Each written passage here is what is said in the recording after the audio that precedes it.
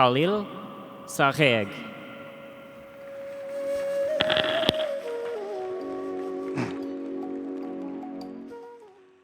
I come from the Holy Land, but life on the ground is anything but holy. Jews and Palestinians live in geographical proximity, but actually in separate worlds. There is very little connection or interaction between Jews and Palestinians. Between the two sides, one finds ignorance and prejudice, resentment, fear, and hostility. Furthermore, Jews have all the power, and Palestinians suffer from deep institutional neglect and discrimination. People are dying every day because of these conditions. For 33 years, I had lived my life there in the Holy Land, but I'd never had real contact with a Palestinian. For me, they were like the gray, drab scenery that passes in the background of the movie, my movie, but they're not part of the plot. They were transparent, or I was blind. I lived as if my story, my Jewish story, was the only story in the land. There was no other story, no other people. Today I know better. After 9.5 years of deep and difficult, painful and productive, challenging and cathartic interactions with my Palestinian neighbors, I know that there are two peoples, two stories in the Holy Land. And to live your life as if there is only one story is to mistake part of the truth for the whole truth. And to do that is very close to falsehood, and I don't want to be there any longer. After about 9.5 years ago, I helped to found Roots, the Israeli-Palestinian grassroots initiative for understanding nonviolence and transformation.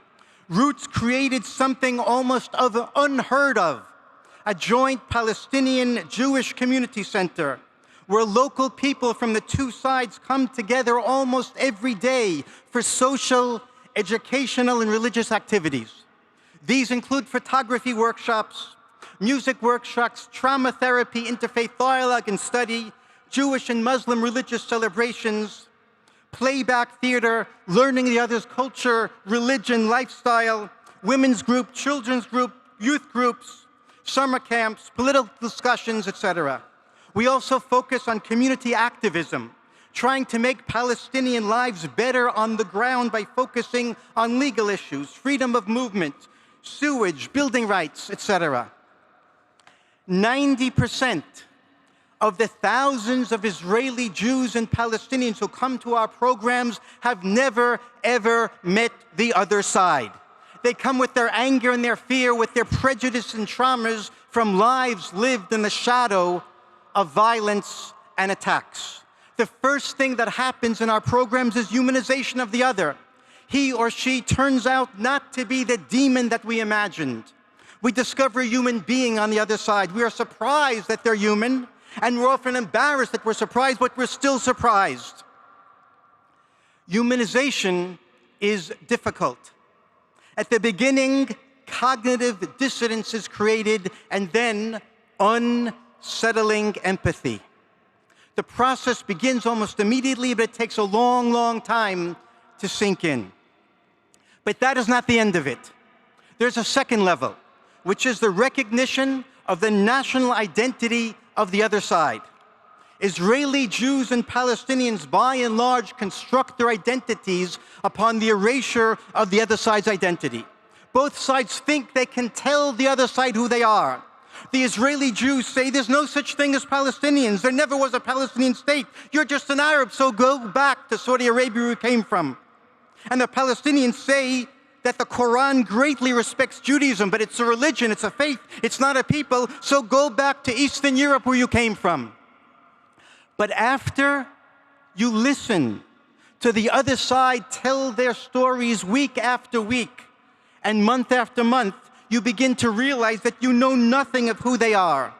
You have to listen, and it's so hard to listen and let them tell you who they are, and they may listen when you tell who you are. The Jewish Israeli participants in Roots have learned that there is such a thing as the Palestinian people, and there is such a thing as the land of Palestine, and Palestinians belong to Palestine. The Palestinian participants and roots have learned that there is such a thing as the Jewish people, and there is such a thing in the land of Israel, and the Jews belong to the land of Israel. And here now is the most excruciatingly difficult, the most gut-wrenching, the most ostensibly traitorous thing. The borders of the historical land of Israel and the borders of historical Palestine are the exact same borders. Both peoples belong to the same piece of land, and no one is leaving, no people is going anywhere. Our message is that both Jews and Palestinians belong to the same land. We must both recognize the other side's identity and the other side's belonging to the land. We must find a way to fit two peoples into one land, and the way to do that is to first fit two truths into one heart. According to our understanding, the political conflict between the Jewish Israelis and the Palestinians is at its core a conflict over identity. In order to solve the conflict, we must overcome our hubris of exclusivity and learn to accept and recognize the other side's identity and their rootedness in the land.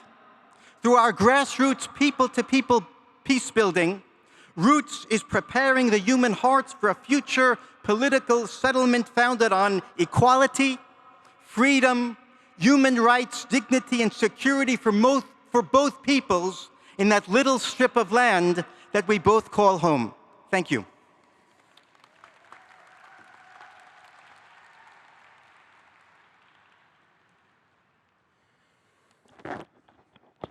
Assalamu alaikum. I'm Khaled Abu Awwad. I'm also one of the founders of Roots. We came from a country, we call it Palestine, they call it Israel, God call it the Holy Land. I love the name, the Holy Land. From there, we came, Muslim, Christian, and Jewish, together as a partner, as a brothers, to spread the message of peace to everyone in this world, that the peace can happen in our area. I am a son of a refugee Palestinian family. The story of my family with this conflict starts since 1948. 1948, we became a refugee family. Me and my brothers, we grown with many questions. Why we are refugee? Where's our land? Where's my father, my grandfather's house? Israel took it. It's our main enemy. They have no right here. With this, we grown. 1987, the first Intifada. We, as a Palestinian family, became part of the leadership of the Intifada against Israel. And this is caused to all of us to be arrested by Israel. 1993, the day that the peace agreement have been signed between us, the Palestinian, and the Israel state. We, Abu Awwad's family, my family, we accept and we support the agreement. For us, the agreement is that we are two people who have been fighting until we sign the peace agreement. Now we should close the page of fighting. What's happened, happened. And we should open a new page that we all live together or side by side in peace in the Holy Land. This is how we understand the peace. So we decide to stop all our peace, our activities, political activities, and waiting for the peace to be achieved by our leaders until 2000. In 2000, when my first brother, Yusuf Abu Awwad, 31 years old, have been killed by the Israel army, the first reaction that we said, we asked, where's the peace? This is not what we are waiting for. We are waiting to live in peace with each other. Why my brother have been killed? What's happened? What did he do? And where is the peace? The story of my brother Yusuf challenged us. Like, you have to decide now. Are you going to continue supporting the peace? Are you going back to revenge? What's your decision? It's a serious examination for our humanity. I'm happy that our decision, after a long discussion inside my family, and we are a very Palestinian serious family, we decide that the one who killed my brother, he don't know him personally. My brother Yusuf, whatever the name of this soldier, they don't know each other personally. They met with two identities, the Palestinian identity, the Israel Jewish identity. And this is what makes the argue and what caused this violence. How we can change this, how we can have peace. The final decision, we said that the peace cannot be achieved by signing a paper. The peace is a process of change inside us. Without this, we will not have peace. Since that day until now, we as a Palestinian family put all our effort, all our power in our society to allow people from both sides, Palestinian and Israel, to meet each other, not as enemy, not to argue. A meeting based in respect and dignity, listening to each other, and together as a partner, trying to find the way to go out of this circle of hatred and violence that took from us a high price from the life of our sons, from our blood, from our happiness, from our future, and our generation's future. This is roots. This is what we are believe and doing. Thank you.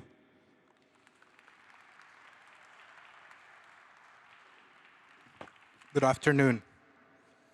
In 1948, the State of Israel was born. And as a result of the war of creation of Israel, more than 700,000 Palestinians were ethnically cleansed. One of these families that were forced to leave their homes and cities were my grandparents' family. Before 48, they've lived in a city called Mashdal, located in the southern part of historical Palestine, today within the border of Israel. In 48, they were forced to leave their homes, moving to the Gaza Strip. And they lost their right for their property, they lost their right to return to their cities, and they lost their homes. They lost everything. And I was born to a family in the Gaza Strip, a refugee family that has inherited this trauma of Nakba, of what happened in 48. And being born to such a family that suffered in 48 what happened, and that are still suffering the consequences of the Israeli occupation, has been very formative of my childhood.